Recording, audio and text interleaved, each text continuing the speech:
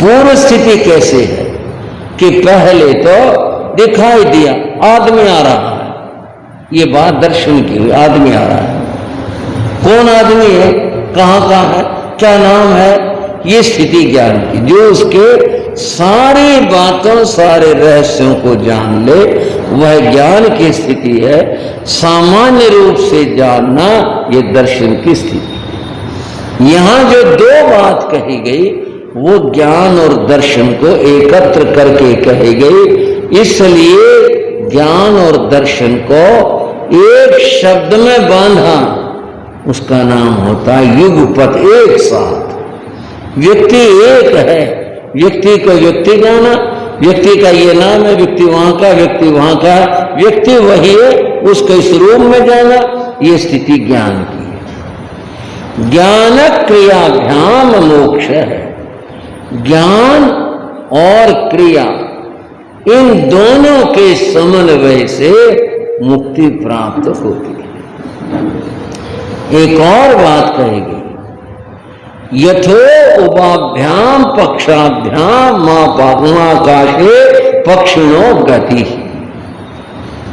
जैसे पक्षी दो परों के सहारे से आकाश में उड़ता है, दो परों के सहारे से, एक पर के सहारे से उड़ा नहीं जाता, दो परों से उड़ता है।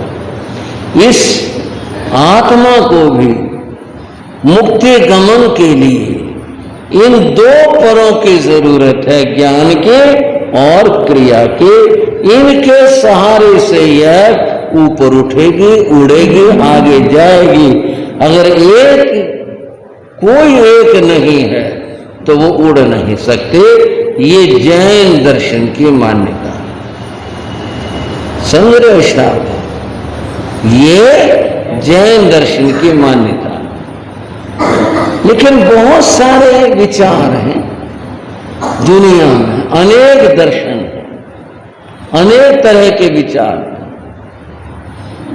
वेदांत दर्शन में मुक्ति पाने के लिए ज्ञान को आवश्यक माना है, वहां क्रिया को आवश्यक नहीं माना। क्रिया की बात ही नहीं, ज्ञान की है।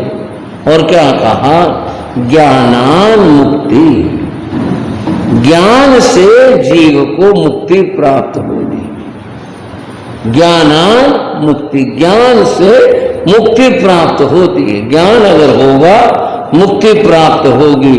रही बात क्रिया की, उनका ये कहना बस ज्ञान हो जाए, क्रिया तो पीछे इस तरह से आती है जैसे कि गाय के पीछे बछड़ा आता है। उसको बांधने की, बुलाने की, कहने की जरूरत नहीं, वो गाय के पीछे पीछे चला आता है। जिसको ज्ञान होगा, हो जाएगा, प्राप्त कर लेगा, जो ज्ञानवान हो जाएगा, क्रिया आचरण अपने आप आएंगे, उसको करने की जरूरत नहीं पड़ेगी। इसलिए मुक्ति का एकमात्र साधन है ज्ञानान मुक्ति, ज्ञान से मुक्ति होती है। उन्होंने क्रिया को अलग से और बल दे करके नहीं माना। और बंधुओं, एक है मीमांसा दर्शन। मीमांसा दर्शन के अंदर कहा क्रिया प्रधान है, ज्ञान प्रधान नहीं है। उनकी मान्यता, सोच, दृष्टि दूसरी रही। वो मानते हैं कि जो क्रिया है वो प्रधान है। ज्ञान तो होना ही बड़ा मुश्किल है। आप क्या जानो ज्ञान, हम क्या जाने ज्ञान की बात, ये तो है बड़ी मुश्किल। क्रिया दृश्यमान होती है, सामने होती है, ज्ञान तो दृश्यमान है ही नहीं। क्रिया दिखाई देती है, क्रिया की जाती है, क्रिया करो, और किस रूप में, कैसे। स्वर्ग कामो, स्वर्ग की कामना वाला व्यक्ति जो स्वर्ग को चाहता है, यज्ञ थे, वह यज्ञ करे। बोले इसमें तो बस ज्ञान की कुछ बात नहीं, यज्ञ करो, क्रिया है, क्रिया करो तो स्वर्ग प्राप्त होगा। स्वर्ग काम, स्वर्ग की कामना वाला यज्ञ करे। इसी प्रकार से मुक्ति की कामना वाला यज्ञ करे तो मुक्ति प्राप्त होगी। अर्थात जो क्रिया है वो दृश्यमान है, दिखाई देती है, की जा सकती है। ज्ञान दिखाई नहीं देता, इसलिए व्यक्ति को क्रिया करनी चाहिए। क्रिया सीखो, क्रिया जानो, क्रिया को ही समझो और क्रिया करो, उससे मोक्ष प्राप्त हो। तीन पक्ष हुए, एक हुआ ज्ञान, ज्ञान से मुक्ति, एक पक्ष हुआ क्रिया, क्रिया से मुक्ति, और जैन धर्म का जो पक्ष है वो हुआ ज्ञान क्रियाभ्याम मोक्ष। ज्ञान और क्रिया इन दोनों के समन्वय से तब मोक्ष होता है, वहां ये बात करें। तो अब हम कहां पहुंचे? अब प्रश्न यह है, हम कहां पहुंचे? हम पहुंचेंगे ज्ञान और क्रिया की बात पर। कैसे? उसमें भी हम पहले ज्ञान की बात करेंगे। शास्त्र में आया पड़मं नाणं तबोदया, पहले ज्ञान है और बाद में क्रिया है। वहां क्रिया पहले नहीं बताई। जैन आगमों ने ज्ञान को पहले कहा। पड़मं नाणं, पहले प्रथम जो है वह ज्ञान है और फिर उसके बाद में क्रिया है। ज्ञान सीखो, ज्ञान का अभ्यास करो, स्वाध्याय करो, गुरुओं से, ज्ञानियों से ज्ञान सीखोगे, ज्ञान आएगा, उसके बाद क्रिया करना सार्थक होगा। अन्यथा अगर ज्ञान नहीं आया, ज्ञान नहीं सीखा, क्रिया सार्थक नहीं होगी। वो तभी सार्थक होगी जब ज्ञान होगा। इन दोनों के समन्वय से अब प्रश्न है कि ज्ञान कैसे प्राप्त हो, कैसे आए? पूरे जन्मों के योग से भी ज्ञान होता है, ज्ञान किसी घटना विशेष से भी ज्ञान होता है। और बंधुओं, ज्ञान सुनने से, ज्ञान सीखने से, ज्ञान सत्संग से, इनसे भी ज्ञान होता है। ये सारे के सारे ज्ञान होने के निमित्त हैं। किस बात से, कैसे, क्यों का ज्ञान हो जाए, किसके सोई हुई आत्मा जग जाए, कह नहीं सकते, लेकिन कोई न कोई घटना घटती है, ज्ञान हो जाता है। एक जगह पढ़ने को मिला,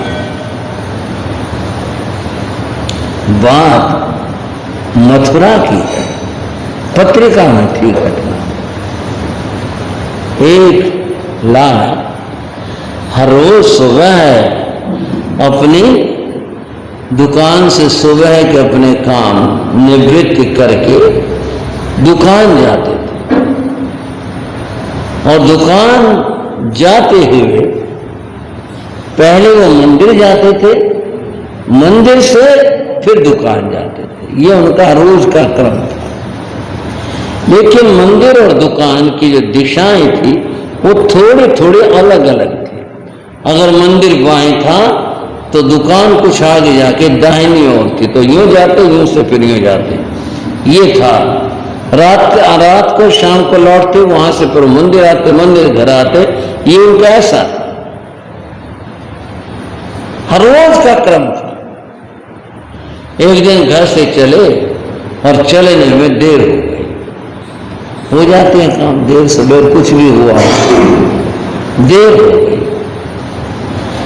चल दिए, रास्ते में क्या ख्याल आया, आज तो देर हो गई, अगर मंदिर जाऊंगा मैं वहां समय लगेगा, फिर दुकान जाऊंगा, ग्राहक निकलने जाए, सुबह का समय, तो आज पहले मैं दुकान चलूं और शाम को आते हुए मंदिर जाया।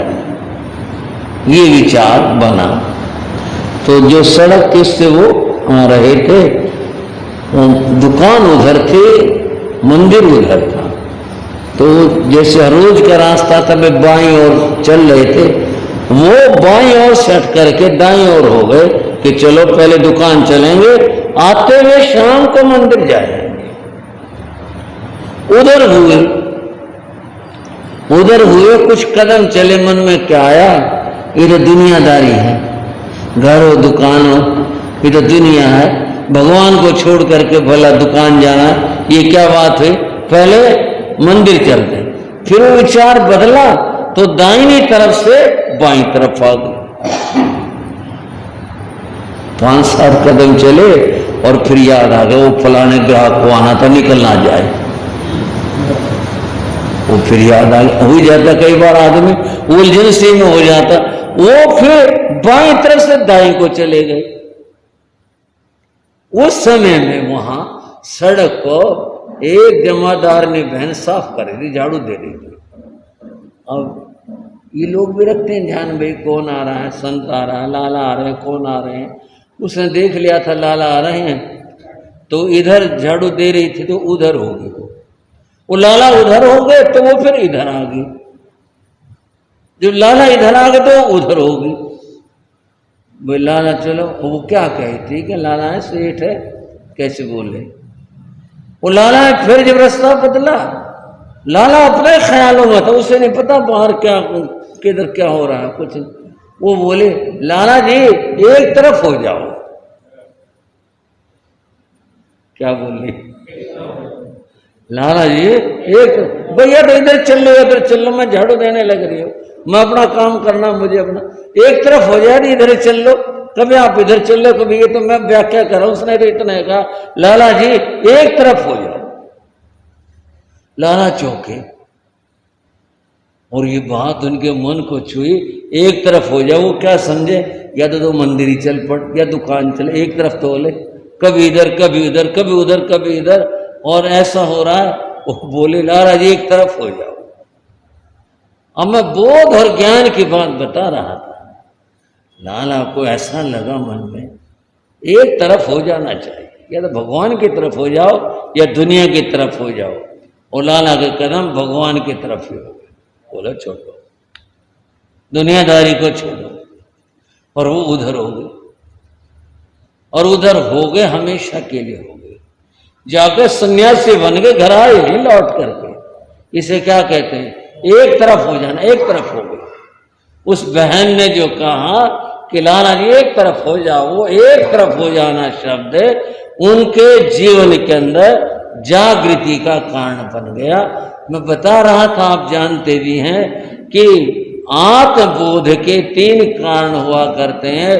पूर्व जन्म की हुई साधना, तीर्थंकरों को जन्म से ही ज्ञान हुआ करता है, और एक होता प्रत्येक बुद्ध घटना विशेष घटित होने पर जिनके भीतर में जागृति आ जाए, एक वह है। और एक होता बुद्ध बोध, सत्संग से, स्वाध्याय से, समझाने से, कहने से जिसको बोध हो जाए, ज्ञान हो जाए, एक वह स्थिति होती है ज्ञान की जो तीसरी स्थिति है। बंधुओं, ये सत्संग स्वाध्याय काम की चीज है, यह आत्म जागरण की चीज है, ज्ञान की वस्तु है। ये कोई रिवाज नहीं है, परंपरा नहीं है। और जो रिवाज और परंपरा भर समझते हैं वे ज्ञान से वंचित भी रहते। जो इसको परंपरा रिवाज नहीं मानते, बल्कि ये समझते हैं कि सत्संग तो कल्याण की चीज,